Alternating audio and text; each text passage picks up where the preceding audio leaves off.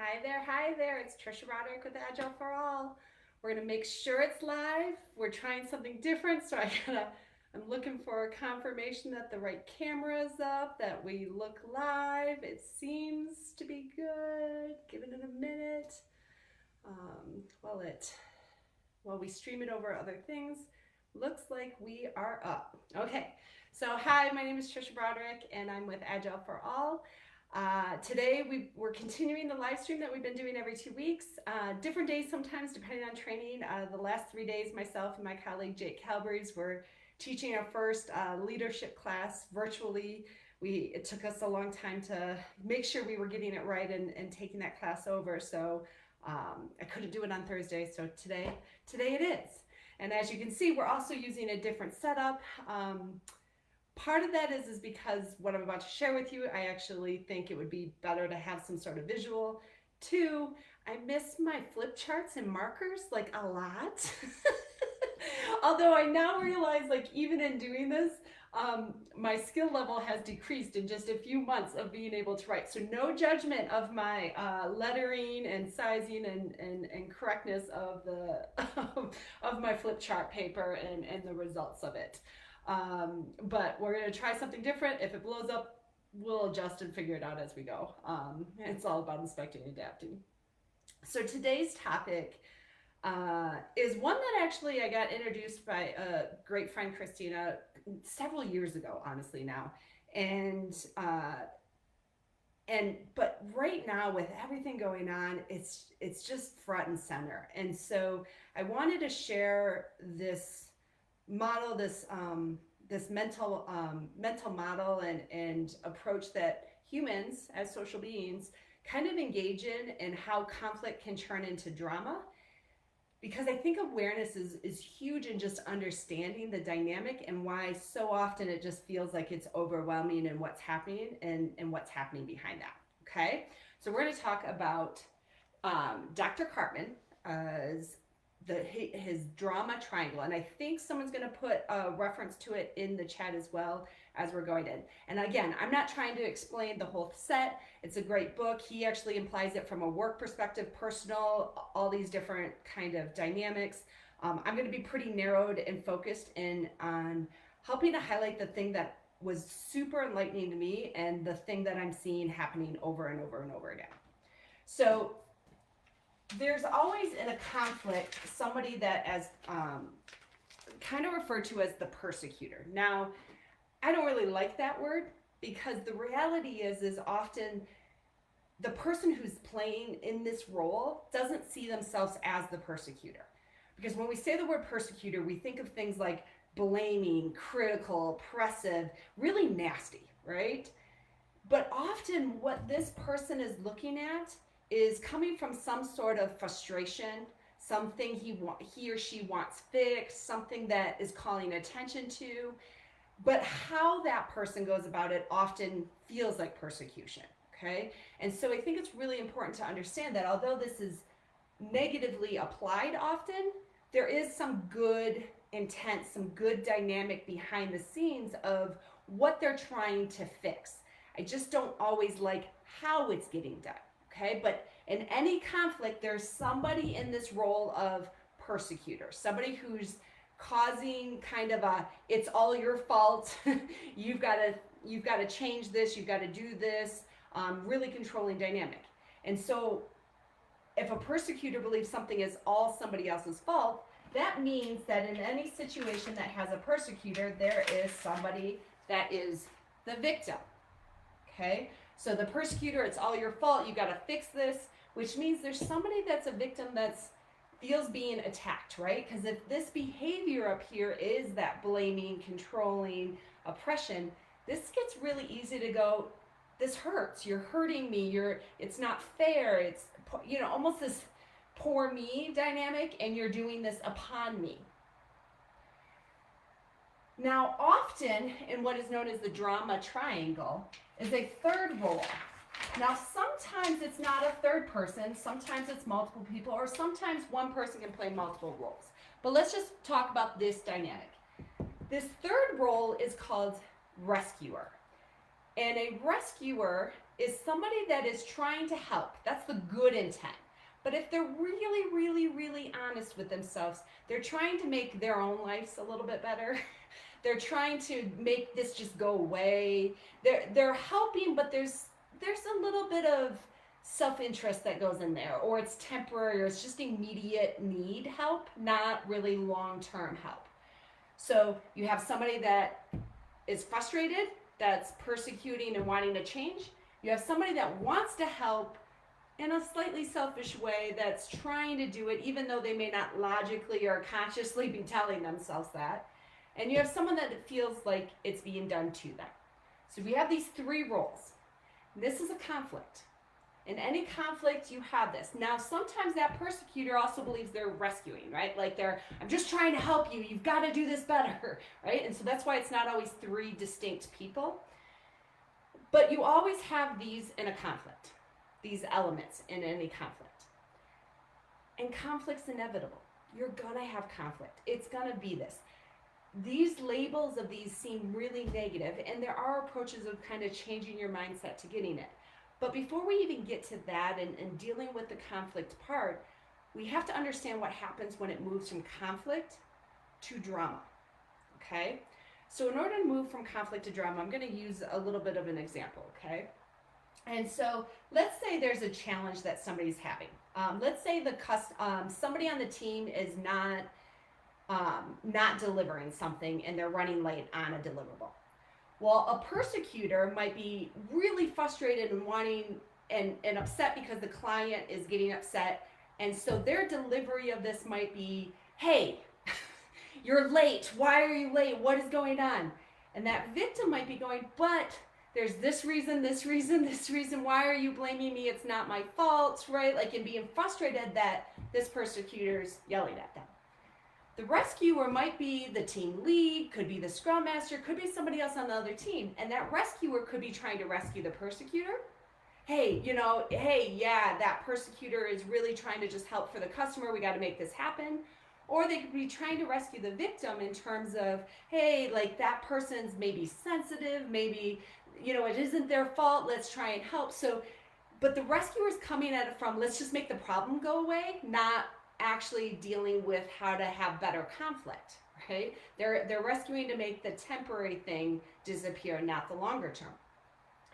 Now, what happens though is if you stay in that role in that conflict long enough, okay? And let's say this person X, right, keeps highlighting, now it's multiple deliverables, and it's happened a couple times. At some point, this victim will feel so much like frustration and things that in a lot of cases what will happen, and I know it happens for me, it just happened to me, somebody like yelled at me for something, and I found myself immediately wanting to go on the attack. Like I was going to become the persecutor. Like, no way are you going to blame me for this. I'm going to get you back, and I'm going to hit back with it. And so now the victim can become the persecutor. The persecutor can go, hey, wait, I was just trying to help. And the rescuer might actually become the victim because why is nobody doing this? Why are they making this harder? This isn't my fault. Like, I'm just trying, right? And you can have these switches that start to happen. The persecutor could also become the victim. And the rescuer could become the persecutor. So the rescuer gets really upset at the persecutor for how they're saying it. And they're like, what does it matter how I say it? And so now that persecutor's come down to the victim. The rescuer is now the persecutor, right? And you can just keep having all these switches happening. These switches, this spiral. Hey, that's not a bad spiral. See, look at that. I still have some flip chart skills. Like, look at that, okay? This spiral, this constant role switching is what changes conflict to drama, because it gets really, really hard to understand what part of the conflict you're talking about. When you start to have a discussion about this, right? Is this victim currently the first person, the second person, the third person? What part of the conflict are we really talking about? Because when I might want to talk about it, I might be up here in this role, but I still see myself down in this role. But they're talking about it, they see themselves down in this role, and they see me up in this role. And so it can get really challenging to unpack, to understand what part of the conflict, because at this point it's drama. We've had so many role switches, and the problem is these role switches are often hidden to other people. You feel them, you sense them, but just because I think you're now the persecutor doesn't mean you think you're the persecutor, right? You might still think you're being the rescuer, you're trying to come in and just help. And so when these switches happen, this conflict moves into that drama. Now we're in a recipe for really difficult conversations and understanding what part of this are we really talking about. Are we talking about my reaction back to the hurtful thing you said? Or are we, because I don't really want to talk about that part until you talk about the thing that made me feel like a victim, because that was before that. And it gets really complicated as to what's the good start point. And if you do these switches long enough, I mean, I even just saying those words out loud, I immediately start having thoughts of like other drama that's been in my past and things like this. You do these switches long enough, and you just don't even know where to start. Like, what was the start? Where did the conflict first happen? And what can we do at that point? And it gets really, really tricky. Now, this is only a few minutes, and I'm giving a super high level with it and what we're doing. But I wanted to go through a little bit in terms of what you can do. There are tons of different options of what you can do. I'm going to give just a couple small little ones to go, okay, Tricia, I'm now seeing this, and I'm seeing this in my family. I'm seeing this on social media right now, like wherever you see it. You will see it everywhere now, trust me. You're welcome, and I'm sorry. And a couple things that you can do. So one is to actually just have the awareness of it. I find myself a lot of times when I feel down here as a victim, and my natural fight response, I am not a shy individual. I will fight back, right? When I feel that setting in, I almost kind of stop and go, okay, but that's going to put me up here. What am I really trying to accomplish? What do I need to do? So having that awareness, you may just choose not to engage. So one option is don't participate in the switching. Don't encourage the switching. In fact, I just had this happen where somebody that I love and adore, insulted me, and I without thinking really quickly, I jumped up here, and they jumped right, they jumped right back at me for something, and I was down here, and I was about to send and fire off another like quick response that was kind of, like just that poke, right? Like maybe with a slight edge, right? And I went, nope, not going to respond again. I am not going to keep doing this switch. I'm not helping at the end of the day of what I'm really trying to accomplish. I'm going to only make it worse. I'm going to not respond, not engage, not do that. Now, that doesn't mean I don't ever engage. I just don't immediately switch and keep this spin going in this world going. So the one thing is just take a breath, step back, go, what do I see in my role? What do I want to be in that next role? Does this really help me switching roles or not? So that's one. Two is just taking an even bigger step back and going, okay, we have this conflict that has now moved into drama. But as I said earlier, I don't often love these terms because they imply malintent. They imply that there were bad intentions. And even though there were somewhat in how they were delivered, and even though intentions don't overrule impact, there is still something there that is worthy of pulling from. Like there's a thread there, right? So if I use that first example of the customer being upset with the missed deadline, yeah, I'm not thrilled about how this person may have done it, but it's not a bad thing that they want the customer to be satisfied. I'm not thrilled that they didn't really want to invest in me and just wanted to make this problem go away as quickly as possible. But again, they're just trying to help with the customer, and they want everybody kind of working and collaborating together. So I may not like how it was going about, but again, there's some really good conscious choice in there, even if the unconscious part wasn't so great. And down here, if I stay in that poor me, I still have good intentions too, and I wanted to deliver. I wanted to make the customer happy. There's something there, right? So if you can kind of, sometimes what I say is I like to almost like, here's my lovely, person out here, but you step back away from, and you kind of look at it from the full perspective and taking yourself out for just a second and going, what is that common thread? What is that common good part, that bridge, the bigger purpose that you do all share?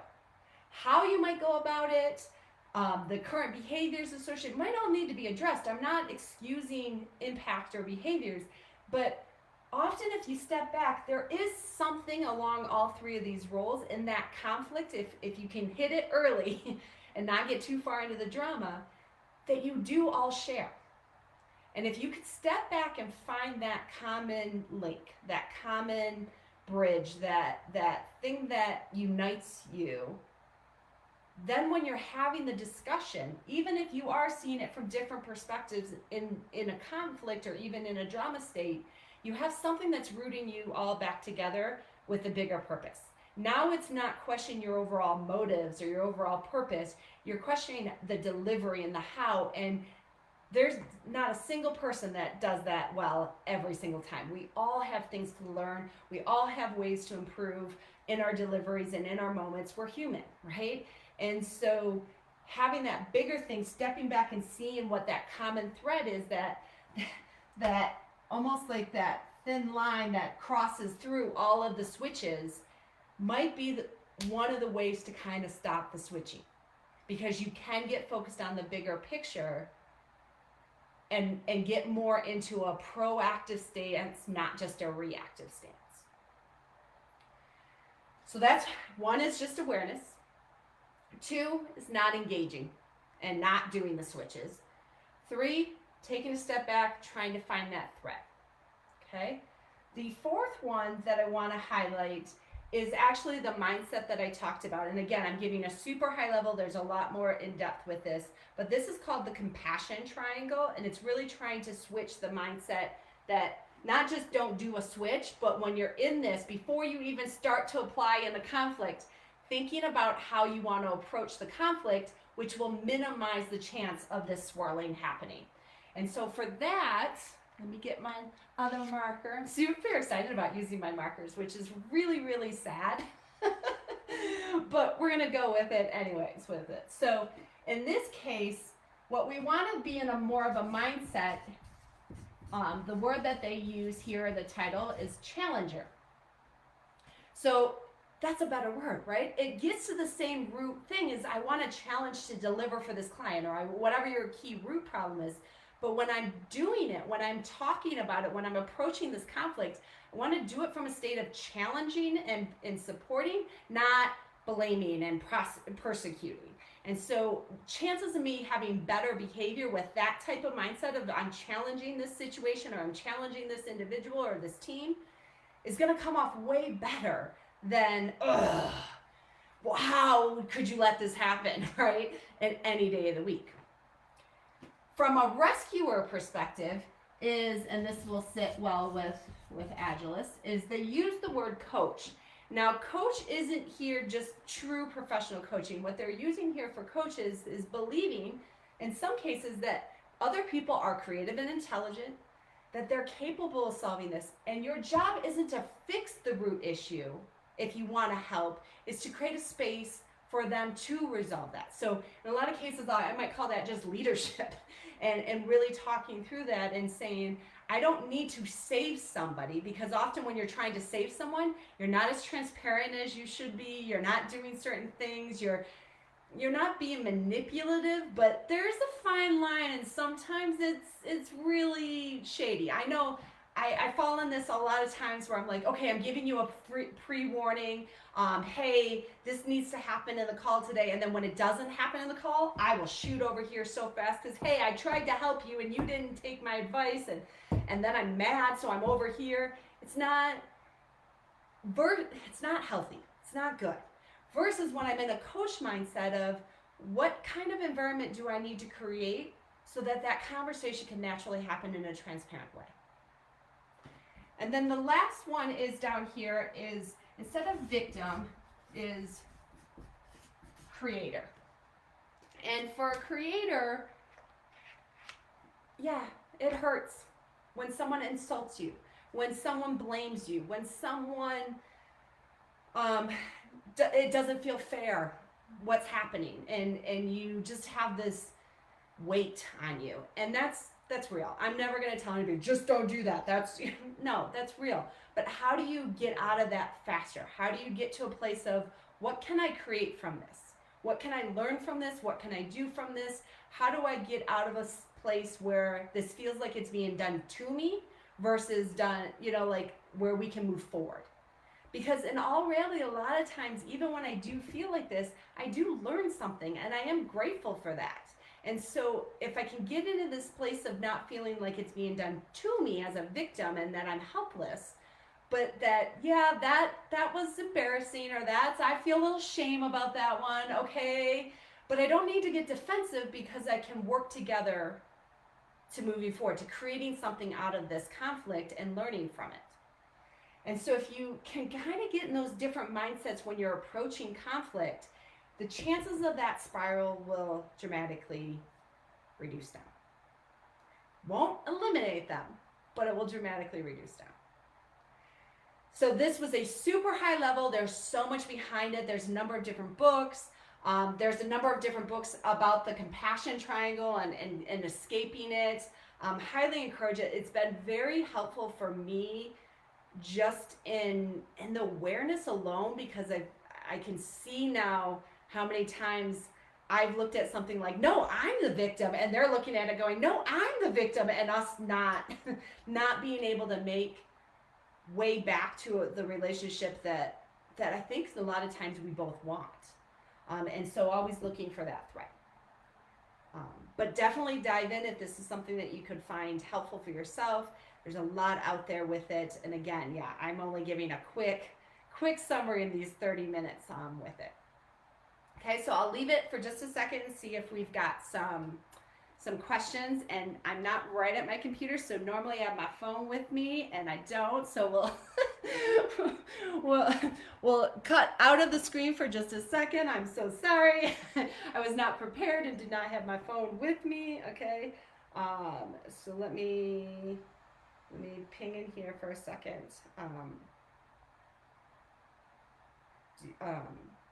Do you have a primary role? So they do highlight, if I recall correctly, and I'm pretty sure about this, that you do have a tendency that you gravitate to one of these roles, especially as in a conflict. I know personally, I tend to gravitate to this role, the rescuer role, often. And when it doesn't happen, I come over here. I have a tendency to go start here is my primary, and then I go over here. I start here. If I do have here, I get up here really quickly. So I have kind of noticed my own patterns with this, and not that it's proud. I mean, that's kind of embarrassing to admit, but it's truth for me, and I do recognize that about myself. But I definitely have a primary coming in with this one, and I do think that most people have a tendency of role, but you could play any of these roles. They can be hidden. You could be playing multiple roles as well through it. Okay, we check again. See, I don't have a stand or anything here to put the phone down with it. Does it still work even if the others don't know? So the question is can you use one of these escape kinds of approaches if the other people involved in the conflict are not aware of it? You can. I do it actually frequently. The hard part is they may not know. Like in my instance, just recently where someone insults me and I just chose not to go back up here, I'm just going to stay here. To them, I'm just being silent right now. I'm not engaging. I'm not reaching out. And in some ways, they may still see that as being a persecutor, like that I'm, checked out and not engaged. So I don't think it always makes it just resolve by any means. but you can still control yourself and what you want to do to minimize the drama as you move forward with it. So it won't resolve it if the other people are not aware. And even if you're all are aware, it doesn't mean you're still not human and it still won't go down. Like, it's just, it's social and the dynamics that come with that. But I have been able to use a number of things to at least put myself as much as possible in the green in the compassion triangle because of understanding this, even if everybody else involved doesn't have it. So I hope this was valuable. I hope it was readable enough. I can't quite see it, so the computer's far enough away that I can't quite see, but I hope this was helpful as you're moving forward and what you need to do. We should be back in 2 weeks. As always, different classes virtually available on our website, and if you need anything between now and then, just holler. Otherwise, have a good Friday, good weekend, and we'll see you next time. And I have no way to stop it without coming off the screen, so we'll make that work.